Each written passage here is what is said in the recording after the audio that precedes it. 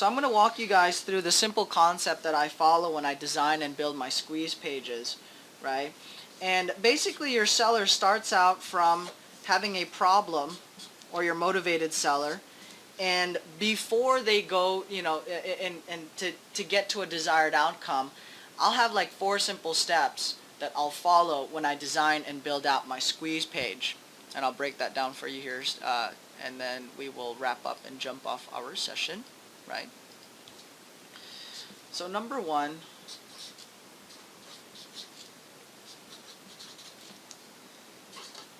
what's the biggest problem they're facing?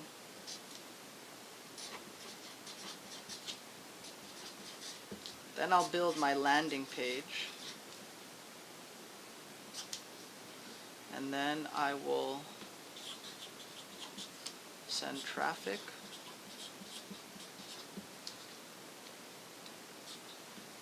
and then I would get either leads, deals, or appointments.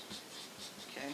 So Steve, jump on a dialogue with me here, buddy. I always enjoy the sound of your voice this early in the morning. Darth Vader or not, but at least we can get into a dialogue here, and I can walk you guys through this process. Alright, so this is my little simple scenario. When I show this, Steve, do you guys actually get to read it, or is the text coming out backwards, Steve? You're on self-mute, by the way. Yeah, no, that looks good. I don't know what Sentinel Traffy is, but yeah. Okay, that's actually send traffic, and I'll put some numbers on there. Somebody just type No, on it comes out the proper, we can read it. Right. Good marker, too. That Good works marker. way better than the red one. Expo markers, got them on promo at Office Max. Alright, so here's this is the simple process that I follow. This is not a concept that I created. It is from some of the, from my marketing mastermind group that I belong to, and mentors that I follow with regards to marketing. I follow some of the biggest names in marketing, like the Dan Kennedy programs, in terms of direct marketing and direct response marketing. So when I design my squeeze page, I'll focus on what a lead has a problem, right? The motivated seller, the homeowner, they have a problem, okay? And so I ask myself, what is the biggest problem that these guys face? What is their desired outcome? What do they want? Now, for somebody, a true motivated seller in financial distress, they needed the money yesterday. And that's the biggest hook and lead magnet that I've used, Gillo, here in LA County, is being able to get that offer within the same day so that they can already start to think, okay, we have something tangible. These guys, there could be money in the bank at the end of 30 days. If you're farming probates, you got to ask yourself, what is the biggest problem that a lead going through probate may have? And I can tell you from mining and building out probate funnels, that is, navigating and understanding what is the probate process? How does the court system work? What can they do?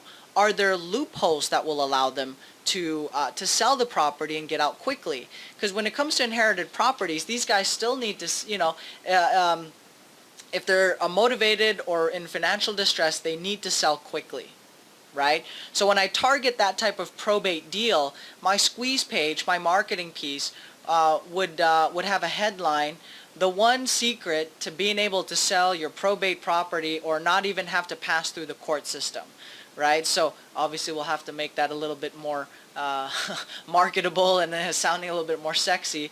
But at the end of the day, there is certain guidelines, there are strategies that will take a property out of probate, and they are not at the mercy of the court. So we can still put out a marketing piece that delivers that particular message and address the problem that the lead is facing. Okay, so I'll take a look at the lead source and who my target market is. I'll find out what is the biggest problem and what is their true desired outcome. What do they want, right? I'll position that and build a lead magnet around that. Different lead magnets that you can use. There's different scenarios and lead magnets here that we had shared, right? And once I'm able to keep it simple and I know what my target is, then I'll design the landing page. Now the landing page, super simple, right? I broke this down in the earlier sessions or in previous ones. There is a hook, which is a main headline. There is a lead magnet that they get, and there is a clear call to action. Simple is better, right? It's probably going to be above the fold and a very simple layout. So all they focus on is that little web form. They're staring at the hook, and we hit them right where it counts, and we appeal directly to their hotspot, right? They are in financial distress. They need to sell quickly. They got time to wait. We'll show them how to get top dollar and give them some suggestions. How to market their property and gauge and test the marketplace. Maybe we'll give them some tips on where they can post their property. All right, so that they can try to go at it alone, but we've captured their name and email so we can follow up with them to see if the property is still sitting on there. And we do know that there will be properties sitting on the market, stuck on the MLS that haven't sold, right? So that puts me in a position where we now have created value. We've given up content and information. We've captured theirs so that we can follow up with them. And once I have my nice little squeeze page or my landing page set up, I'm going to send traffic. Send traffic is basically, I'll put together a Facebook pay-per-click campaign. I'll put together a Google marketing campaign, or maybe I'll go on a website, okay, and do some advertising on via a newsletter or buy some ad space. Okay, there's other ways to go about it, but once you have your landing page, now you can send people to it. There are investors, and here's their flow, right? Their funnel. They'll send out direct mail. They use what they call PURLs, personal URLs, right?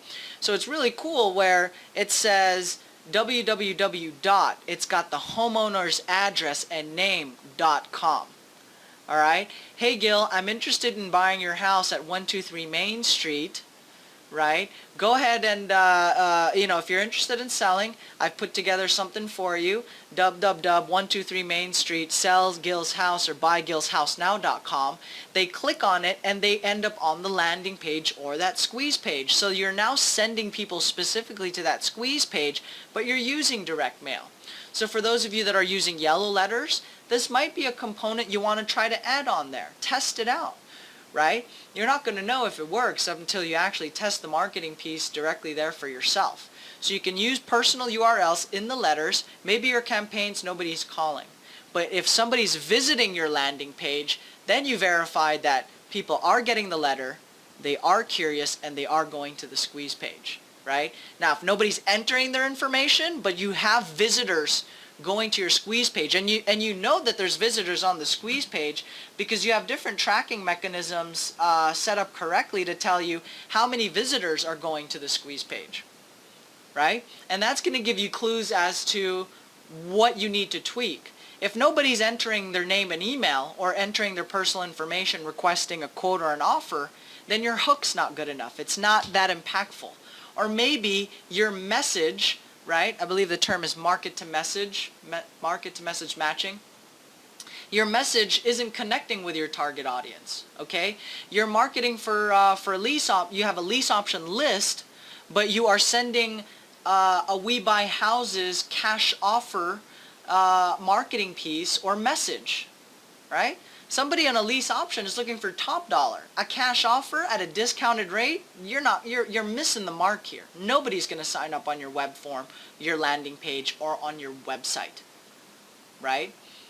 So, you can tweak your hook, your lead magnet, and you can have a call to action on there. What I recommend for people that are just starting out, have a call to action that allows people to call you right now. Click to call, or call this number, or schedule an appointment. And you can use a third-party tool that's very affordable, very economical, called timetrade.com.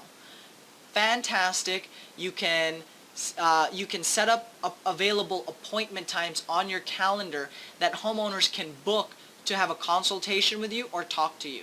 Check out callgilnow.com. I integrate that with my business so that people can schedule consultation calls with me, and I already have my available time set up. So how would I use that if I'm an investor who's just starting out or really part-time basis? Well, if I only have 5 to 7 p.m. available to make calls, to take calls, because from 9 to 4:45 I'm stuck at my desk job, right? Then I can already funnel people into 5 and 7 o'clock windows and have conversations with those homeowners, as opposed to start picking up the phone at 5 o'clock, crossing my fingers hoping that I get to talk to somebody. Does that make sense? So different ways you can integrate that and have better call to actions. Why do I like people to call? Because it gives, somebody that wants to do business now, especially if you're dealing with motivated sellers, they want to get a hold of somebody right now. They have a problem, they need it helped out.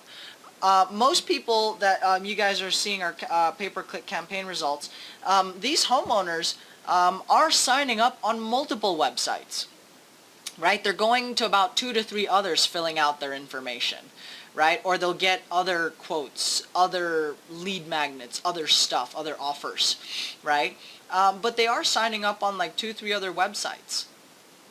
So knowing that, right? Knowing that, then I'll have a call to action that I'll have people call me as opposed to, we'll call you back within 24 hours.